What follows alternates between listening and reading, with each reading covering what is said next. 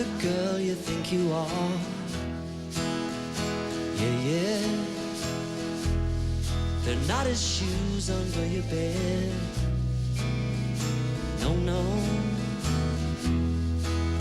He'll take you places in his car that you won't forget. No.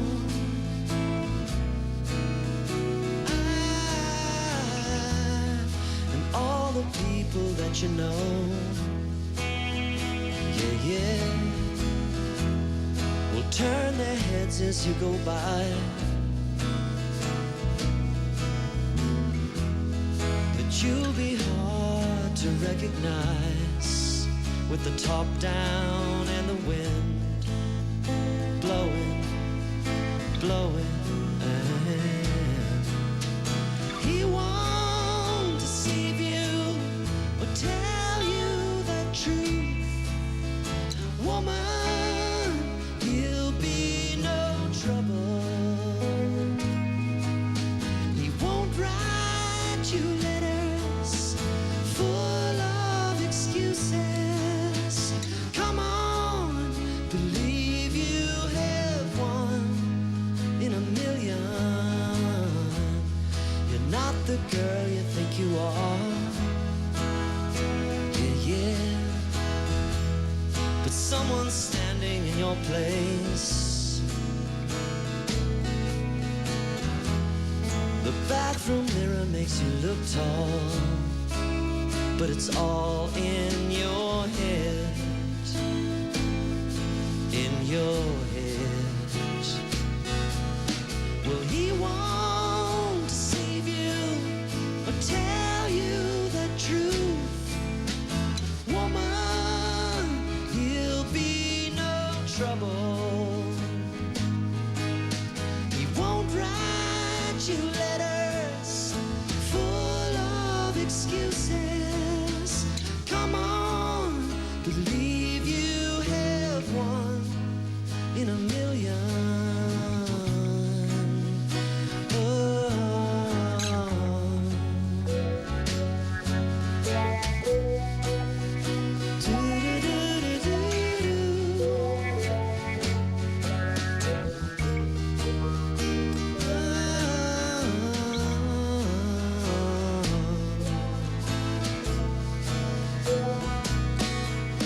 Well, he won't deceive you or tell you the truth.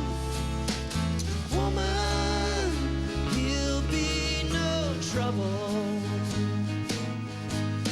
He won't write you letters full of excuses. Come on, believe you have one. You're not the girl you think you are. Ooh, believe you have one. You're not the girl you think you are. Ooh, believe you have one. You're not the girl you think you are.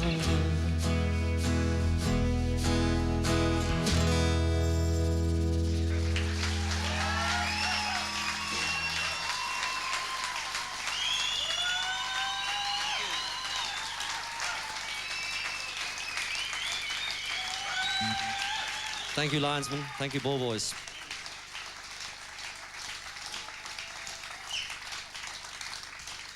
Aren't they the same pants that we had in the Crowded House costume case? Yeah, they are. God, you had good life out of those, haven't you? I haven't worn these since Atlanta. Are they Dangerfield? Yeah, they are. Well, yeah, but look, I wore out the bum in them. Look. Kind of faded. No, they're good. Is that faded? I don't think any of us really want to contemplate that, Paul. I reckon that my mother, for example, was probably a bit more practical around the house than the old man. Right. She used to say that if Dad nailed a nail in the wall to hang a picture on, as he walked away from the wall, you could hear the nail hitting the floor as it came out and tumbled majestically down floorwards, where it would remain So you don't have any real I don't shed have, blood? No. No father shed blood passed on? No, I was once given, within living memory, for Christmas, a stud finder. Now, the reason I was given this is that it was a colossal joke, because I wouldn't really know what would be the purpose in finding the part of the wall that had the bit of timber behind it. I'd like everyone to put a warm welcome and a hand together to a man that, well, for me and Neil, we've looked up to when he's up on a box or something. He's a beautiful man, and we've partied with him, and he can party. Ladies and gentlemen, John Clark.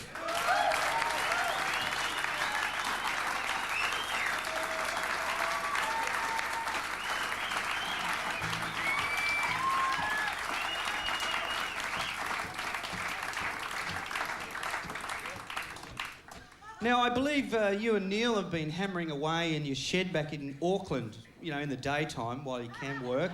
And you've come up with a suggestion, well, or perhaps the new New Zealand national anthem, John.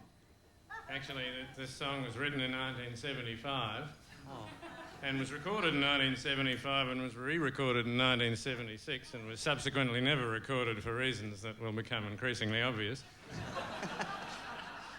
But it looks as if it's going to have a renaissance in New Zealand, because there's a footy show in New Zealand which Neil knows about. I don't know who they are. The Sports Cafe, it's called. Yeah, and they rather like it. I don't know who they are either. No, well, they're going to have a go at making it into the unofficial New Zealand national anthem. The official New Zealand national anthem could do with some replacing, frankly. It is. It's extremely defensive. Yes, it is. It says, "God defend New Zealand." It's not "Come on, Kiwis" or anything No, else. that's right. As if God's got nothing better to do either. Exactly. I'd like to point out that I was never in a band with either of these two, although I'm a very good friend of George.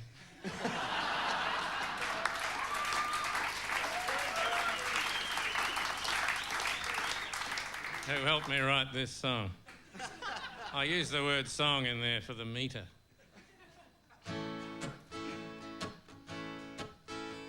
At the dawn of the day in the great Southern Ocean, when the world's greatest fish was being landed and the boat they were pulling it into was sinking and the sea was quite lumpy and the weather was foul and the bloke with the map was as pissed as an owl and the boys called out, "Maui, you clown, put it back."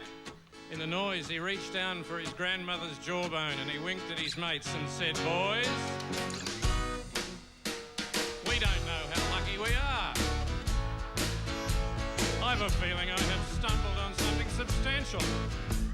We don't know how lucky we are. We don't know how lucky we are. I was speaking to a mate of mine just the other day. A guy called Bruce Bayliss, actually, from up our way. He's been away on a round-the-world 8th Army do for a year, more or less. I said, "Describe the global position, Bruce." He says, "Fred, it's a mess. We don't know how lucky we are in this country. We don't know how lucky we are. We don't know how lucky we are. We don't know how lucky we are." There's a guy I know who lives in town. I see him about once a year, I suppose. He's had a coronary since Easter. He's got a hemorrhage in his ear. He went bankrupt a couple of weeks back. Now his wife's left him too. I said, "You're looking odd, mate. You're looking queer. What are you going to do?" He said, "We don't have how lucky we are to live in this joint, Fred. We don't know how lucky we are. He repeated. We don't know how lucky we are.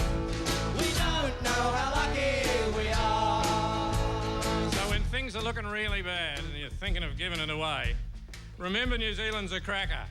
And I reckon, come what may, if things get appallingly bad and we're all under constant attack, remember we want to see good, clean ball, and for Christ's sake, feed your backs. We don't know how lucky we are to live in this joint. We don't know how propitious are the circumstances. We don't know how lucky we are. We don't know how lucky we are. We don't know how lucky we are. All together. We don't know how lucky we are. We don't know how fortunate we are. I should be so. We have no idea of the luck we possess. We have absolutely no concept of the degree of our good fortune, and God defend New Zealand. How lucky we are.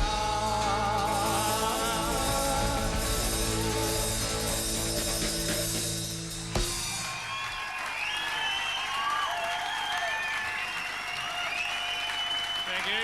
Say no more, ladies and gentlemen. No, you could sit here and have some toast before you go, because you missed out on dinner. Yeah.